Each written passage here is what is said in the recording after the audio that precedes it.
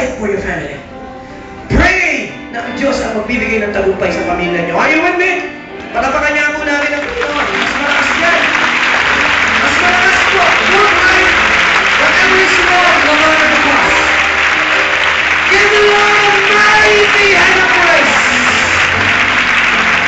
Plead the blood of the blood of Jesus. Sabi ko, plead the blood of Jesus. Itaas niyo po yung kamay niyo, pagkakpan niyo ng dugo ng Panginoon yung pamilya niyo, yung asawa niyo, yung anak niyo, yung kabuhayan niyo. Plead the blood of Jesus. Panginoon, takpan mo ang mga relasyon ng napulang dugo ng Panginoon. Ang kanyang asawa sa abroad, ang kanilang trabaho, ang kanilang negosyo, ang kanilang mga anak. And we declare that no weapon that is formed against your people shall prosper.